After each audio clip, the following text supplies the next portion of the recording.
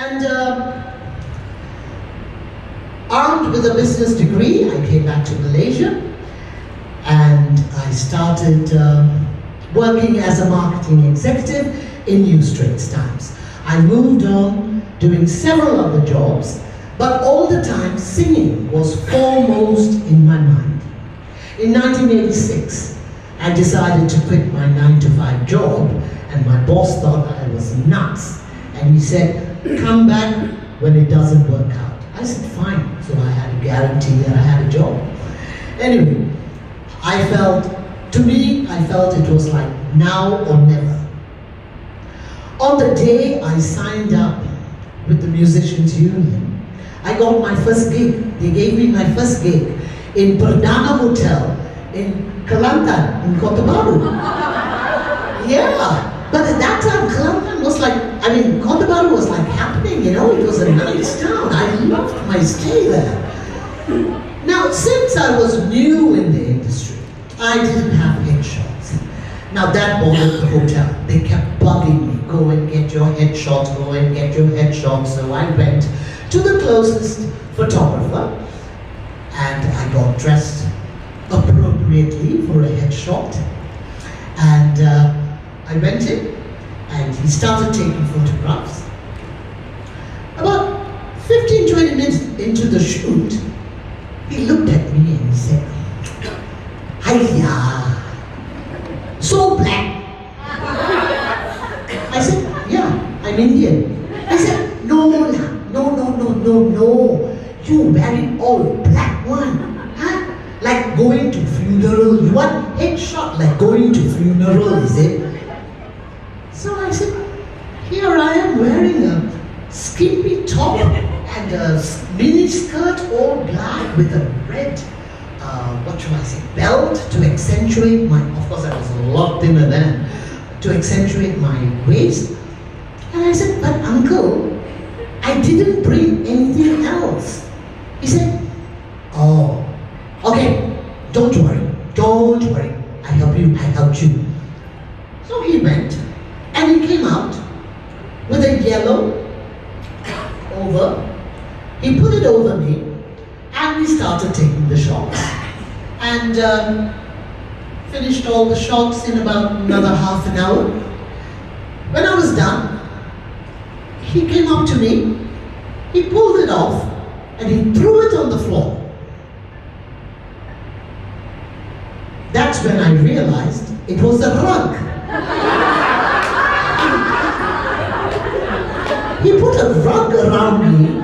No wonder I was itching the whole time when we were doing the shoot. Now some of you may think I'm making this up, don't you? Huh? You don't think something like this would have happened. Now I've got proof. Not fake news.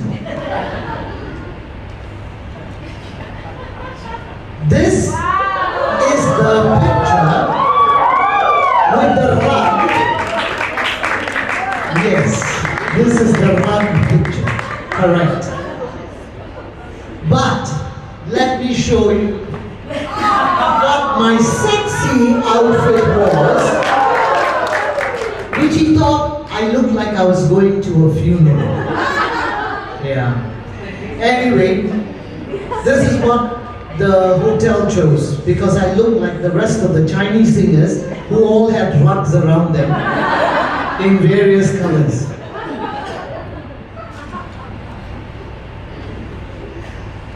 But at the start of my career, I found that this was not going to be an easy road.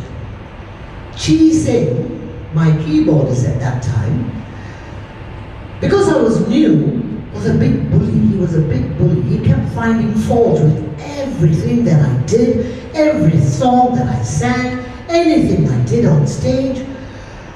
And all that criticism was really getting to me. And he used to do it when we were performing. It's not like he told me afterwards or he pulled me aside. No, he did it while I was on stage. I have no idea why he was so mean.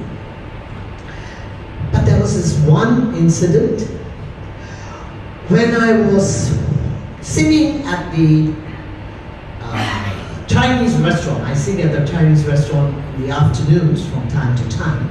And I was singing there, and I sang the song, I Just Called to Say I Love You. But while I was singing it, suddenly my throat just collapsed. And there was no more voice, and I started tearing. I was just crying and crying and crying because he had said something. And I had to walk off stage. Trust me, I felt like packing up my bags and heading home.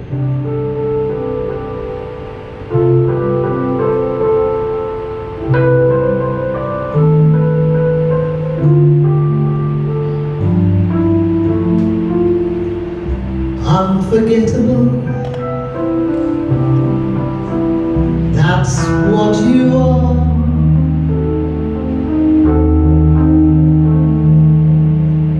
Unforgettable, no near or far.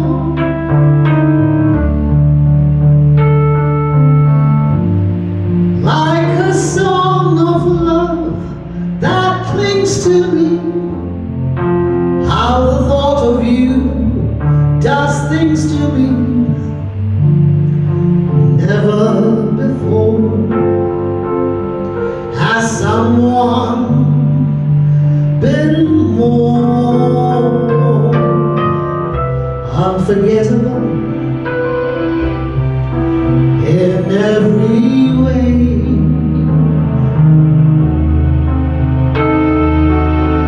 And forevermore,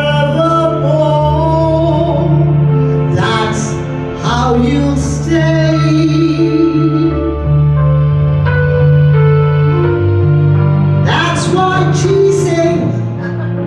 It's incredible that you are still unforgettable.